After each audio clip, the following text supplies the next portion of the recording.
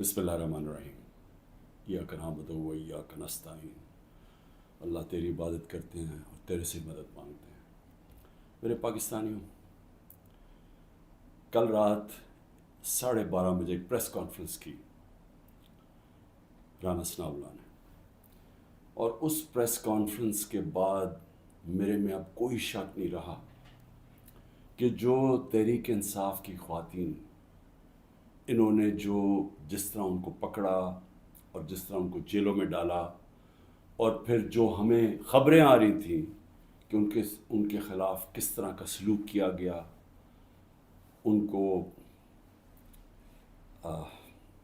Rape کا بھی ہم نے سنا، تو جب اس نے پریس کانفرنس کی، یہ میرے سارے شک دور ہو گئے، کیونکہ اس نے باتیں کی، اس کا مطلب دو چیزیں ہیں۔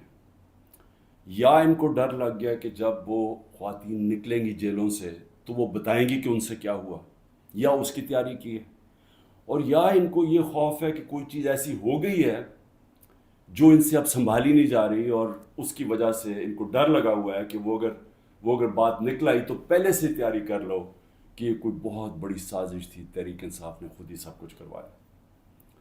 دیکھیں، میں آج اپنی ساری پاکستانی قوم کے سامنے، میں آپ کو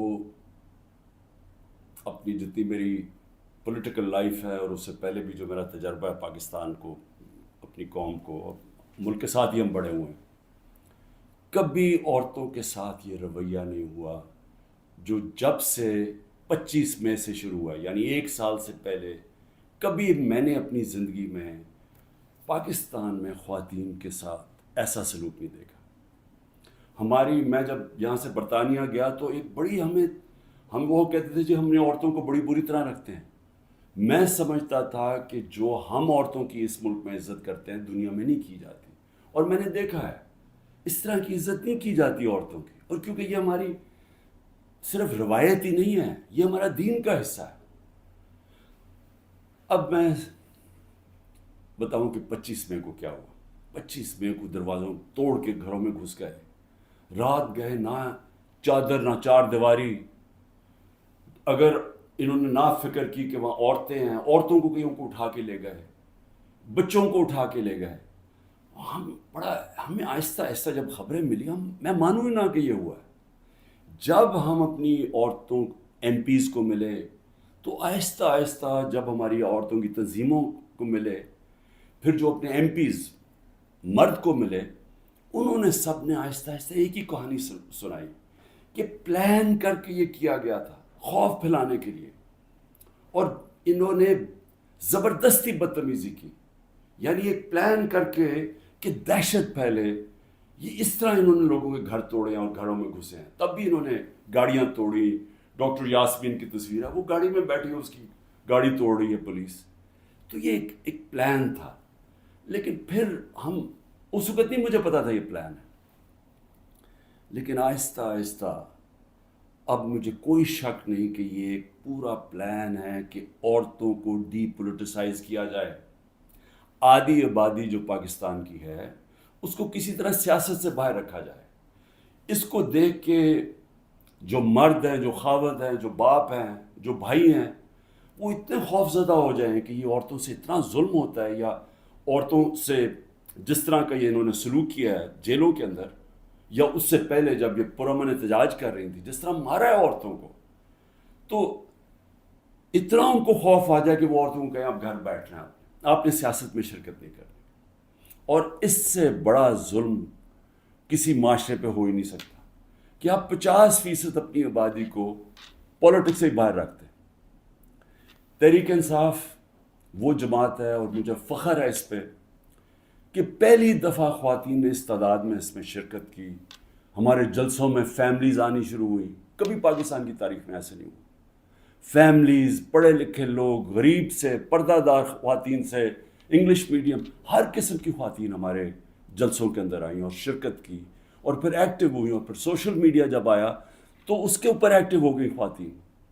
تو میں سمجھتا ہوں کہ اس سے خوشائن چیز ہو ہی نہیں سکتی ایک معاشرے میں۔ اس کا مطلب کہ ایک معاشرہ جاگ گیا ہے، اور جب ایک جاگا ہوا معاشرہ ہے وہی اپنے حقوق لیتا ہے، وہی جمہوریت ہوتی ہے۔ جس جمہوریت کے اندر لوگ نکلتے نہیں ووٹ ڈالنے کے لیے، 15-20% ٹرن آؤٹ ہوتا ہے، وہ جمہوریت تو ہوتی نہیں ہے. اس کا مطلب کہ لوگوں کو فرق ہی نہیں پڑتا کون آئے کون جائے، یعنی لوگ ڈی پولیٹیسائز ہو جاتے ہیں. اب ہماری تاریخ کیا ہے؟ پچھلے 60 سالوں کے اندر آدھا وقت فوج نے حکومت کی ہے، آدھا وقت دو خاندانوں نے کیا ہے. اور جب ملٹری ڈکٹیٹرشپ آتی تھی تو اس کی پہلی کوشش ہوتی تھی کہ لوگ ڈی پولیٹیسائز ہو جائیں، کہ پولیٹکس بہت بری چیز ہے، لوگ پولیٹکس سے ہٹ جائیں.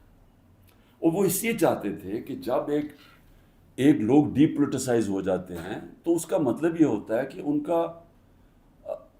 کا یعنی ان کو فرق ہی نہیں پڑتا کہ ملک میں جو مرضی کیا جائے، یعنی کوئی ناانصافی ہو، کوئی حقوق ان کو فکر نہیں ہے، یا ان کا خیال ہے کہ کچھ ہو ہی نہیں سکتا، تو وہ چپ کر کے گھروں میں بیٹھ جاتے ہیں اور پھر ڈکٹیٹر پوری طرح حکومت کرتا ہے.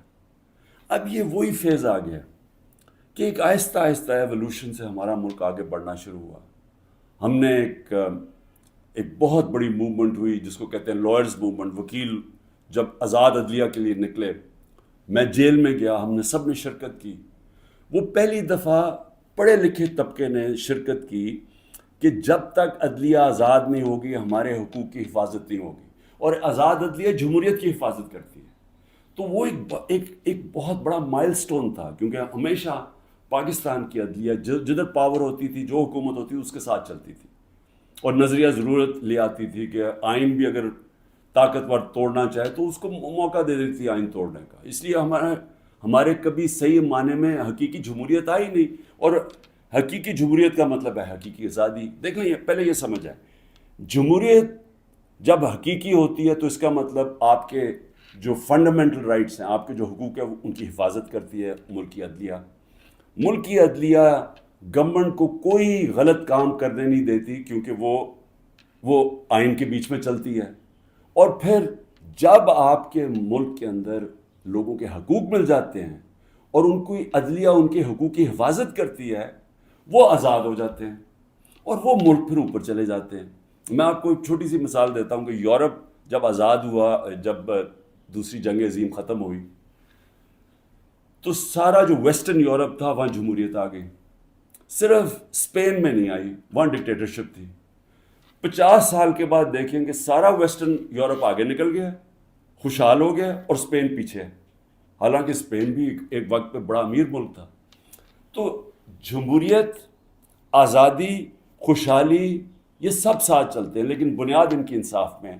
انصاف کا مطلب ہے کہ جب ایک معاشرہ آپ کے اس کی عدلیہ فنڈامنٹل رائٹس پروٹیکٹ کرتی ہے تو وہ آزاد ہو جاتے ہیں، وہیں جمہوریت آتی ہے، وہیں خوشحالی آتی ہے. تو یہ ایک سفر کر کے ہم یہاں پہنچے ہیں. آزاد عدلیہ کی موومنٹ ہوئی، عدلیہ آزاد ہو گئی. عدلیہ نے بہت تو بڑی دیر تک، اور ایسا کہ لوگوں کو اعتماد ہوتا تھا کہ حکومت ہمارے سے زیادتی نہیں کرے گی، ہم عدلیہ کے پاس چلے جائیں گے. میرے 3.5 سال میں مکمل طور پہ عدلیہ آزاد، کسی قسم کی مجھے کوئی بتائے کہ ہم نے انٹرفیرنس کی ہو. مکمل طور پہ میڈیا آزاد. ذرا موازنہ کریں آج جو میڈیا کا حال ہے اور جو ہمارے دور پہ تھا. 80% تنقید ہماری گورنمنٹ کی ہو رہی ہوتی تھی، حالانکہ اس گورنمنٹ نے کرونا سے دنیا نے ایکنالج کیا پاکستان کے، جس طرح ہم نے کرونا کو ہینڈل کیا. ٹاپ 3 دنیا میں ملک تھے. دنیا نے ہمارے احساس پروگرام کو ایکنالج کیا. دنیا نے ہمارے جو ہم نے پہلی دفعہ ماحولیات کے اوپر ملک کی تاریخ میں جو ہم نے درخت اگائے، جو بلین ٹری سونامی جس کو کہتے ہیں، دنیا نے مانا اس کو. بورس جانسن نے، جو برطانیہ پرائم منسٹر، جو یو این میں تقریر میں نام لیا میرا اور کہا کہ ہم اس طرف آگے جا رہے ہیں. پہلی دفعہ ڈیمز بنانے شروع کیے 50 سال کے بعد. تو وہ حکومت جو اپنے ملک کی اکانومی کو بھی لا کے کھڑا کر دیا، اور 6.1%، کوئی کہتا ہے 5%، یعنی تاریخ کی وہ چند لمحے تھے جب سب سے زیادہ ملک آگے بڑھا تھا. لیکن اس کو تنقید کتنی ہوئی؟ ذرا اٹھا کے دیکھنا اخبار، آپ صرف ٹی وی پروگرامز دیکھ لیں، ہمیں سارا وقت تنقید ہوئی. ہمارے ہاں 3 لانگ مارچز ہوئی. ایک بتائیں کہ کسی کے اوپر کوئی FIR کاٹی، کسی کوئی گھروں میں گھس کے کوئی روکنے کی کوشش کی. تو یہ جو ہوا ہمارے ساتھ 25 مارچ کے بعد، یہ پلان کے ہوا تھا. یہ ہماری جمہوریت کو جو جتنا نقصان اب پہنچا ہے، میں جنرل مشرف کی ڈکٹیٹرشپ مجھے یاد ہے، اس طرح کے حالات نہیں تھے وہاں. جنرل مشرف کے دور میں تو میڈیا بھی چل رہا تھا، وہاں تو میں اپوزیشن میں تھا، ہمیں تو کبھی اس طرح کی سختی نہیں ہوئی. تو یہ تو اب وہ جنرل ضیاء کے دور پہ پہنچ گئے ہیں. تو مجھے تو نہیں پتا کہ جنرل ضیاء کے دور میں کس طرح اپوزیشن کو کیا. ہم نے سنا ہے کہ پیپلز پارٹی کے اوپر بڑی سختی تھی، لیکن جو اب ہو رہا ہے یہ تو ہماری ساری جمہوریت کی نگیشن ہو گئی ہے. نہ یہاں فنڈامنٹل رائٹس ہیں، نہ یہاں سپریم کورٹ کے فیصلے مانے جاتے ہیں، نہ کانسٹیٹیوشن کے اوپر جب کانسٹیٹیوشن کہتی ہے 90 دن میں الیکشن، نہ وہ الیکشن ہو رہے ہیں. گورنمنٹ اس کی پرواہ نہیں کرتی. عدالتیں بیل دیتی ہیں، پکڑ کے دوسرے کیس میں اندر ڈال دیتے ہیں. عدالتیں کہتی ہیں ہمیں عمران ریاض کو یہاں لے کے آؤ یا کسی اور کو لے کے آؤ، اس کی پرواہ نہیں کی جاتی. یعنی میڈیا کا جو منہ بند کیا ہوا ہے، جس طرح کے حالات آ جائیں، ٹیلی فون کیے جاتے ہیں، دھمکیاں دی جاتی ہیں. ہمارے جو لوگوں کو اب یہ توڑ رہے ہیں اور جو کہتے ہیں کہ جی میں تحریک انصاف چھوڑا ہوں، میں فوج سے بڑا پیار کرتا ہوں، ذرا ان سے ذرا چپ کر کے بیٹھ کے پوچھیں کہ ان سے کیا کیا ہے. ان کی دھمکیاں دی گئی ہیں کہ تمہاری فیملیز کو نہیں ہم چھوڑیں گے، تمہارے بزنسز ختم کر دیں گے. یہ کب ہوا تھا پاکستان کی تاریخ میں؟ ان کے رشتہ داروں کو پکڑ لیتے ہیں، جو باہر بیٹھے ہوئے پاکستانی، وہ اگر ٹویٹ کر دیں ان کے رشتہ داروں کو پکڑ لیتے ہیں یہاں پاکستان میں، جن کا کوئی تعلق ہی کسی سے نہیں ہے. یعنی جس طرح کی چیزیں اب ہو رہی ہیں، اس کا تو کوئی تصور بھی نہیں کوئی کر سکتا تھا ہوگا. تو جمہوریت تو ختم ہو گئی ہے پاکستان میں.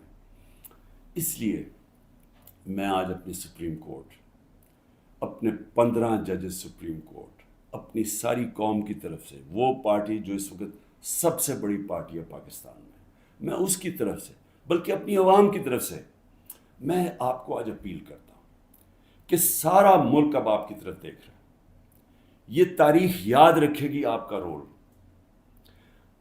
اب تک ہمیں ایسے نظر آ رہا ہے کہ آپ طاقتور کے سامنے آپ آہستہ آہستہ اپنی پاور کنسیڈ کیے جا رہے ہیں، اپنی آزادی کھوئے جا رہے ہیں.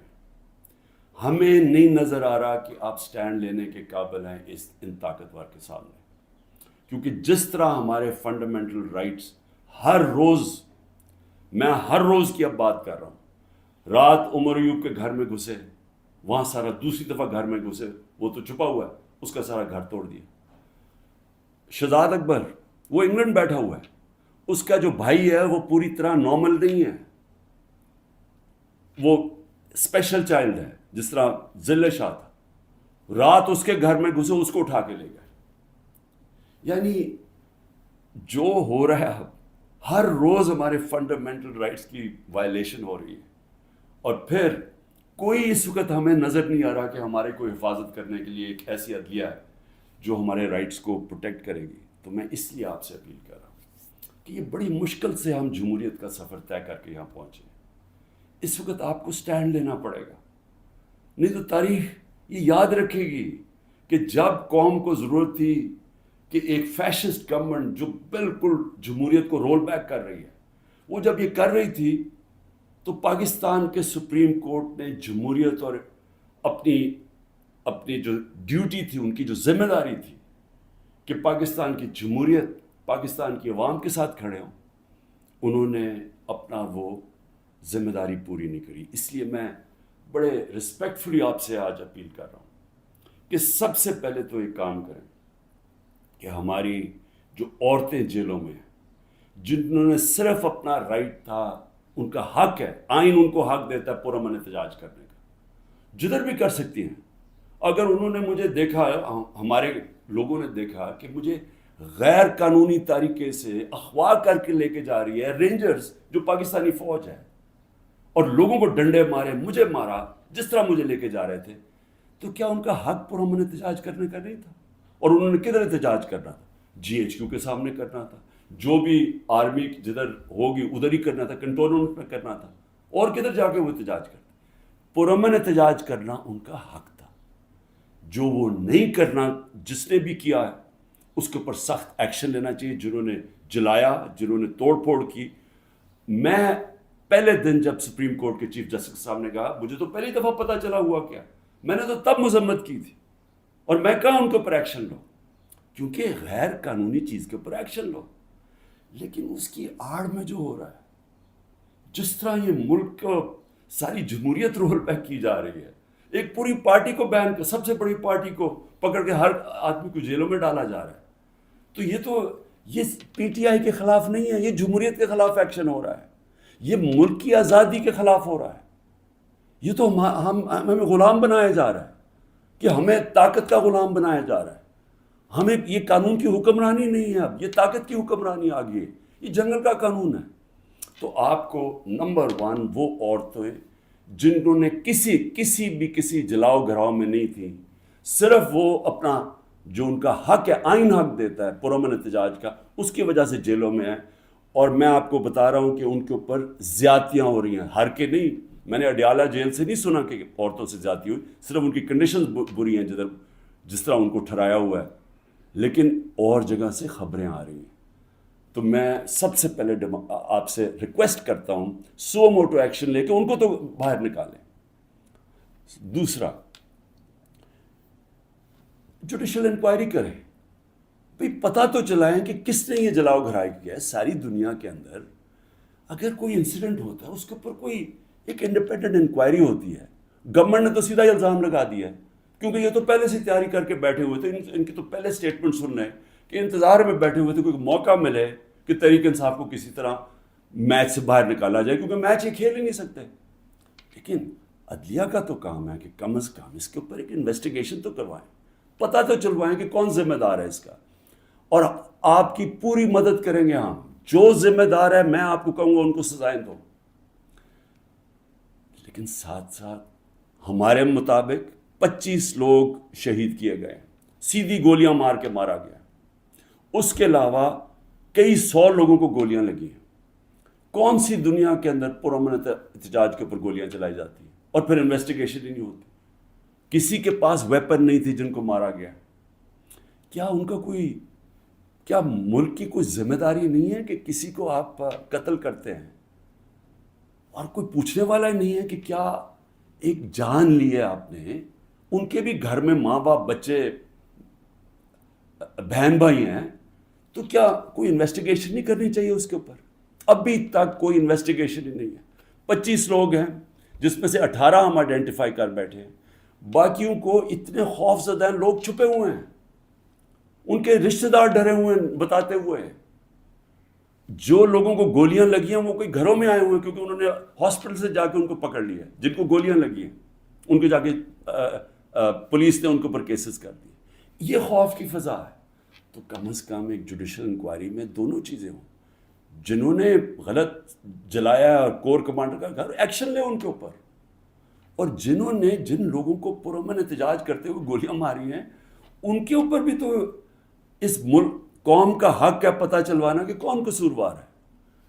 اور پھر تیسری چیز، جب ایک ملک کے اندر عدلیہ کے فیصلے نہیں مانے جاتے اور ججز وہاں بیٹھ کے رو پڑتے ہیں کہ ہم کیا کریں، ہم آپ کو بیل دیں گے، وہاں سے پھر پکڑ لیں گے، تو آپ بہتر یہ ہے کہ آپ پریس کانفرنس ہی کر دیں اور کہیں جی میں تحریک انصاف کا حصہ نہیں ہوں. تو یہ جو تماشا ہو رہا ہے، یہ تو سب سے زیادہ ہماری عدلیہ کے اوپر اب ساری قوم دیکھ رہی ہے کہ ایک آدمی کے اوپر سارے کچھ، وہ دہشت گرد بھی ہے، وہ سب کچھ ہے، لیکن ایک چیز وہ کہہ دے کہ جی میں آج تحریک انصاف چھوڑ رہا ہوں تو وہ سارا کچھ معاف ہو جاتا ہے. تو یہ کون سا قانون ہے؟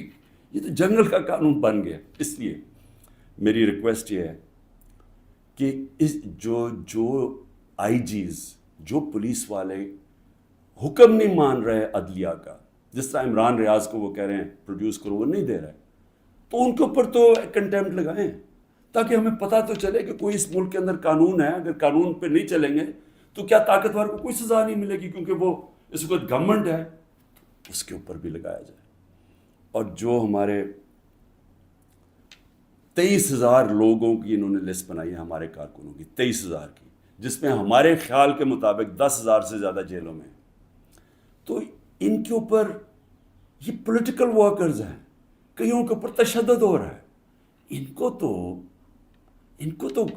کے اوپر جو بھی ہے، اگر ان میں سے کوئی گلٹی ہیں یا انوالوڈ ہیں تو ان کو جیل میں رکھے، باقیوں کو تو چھوڑیں، کیونکہ زیادہ تر لوگوں کو تو وہ تھے ہی نہیں وہاں.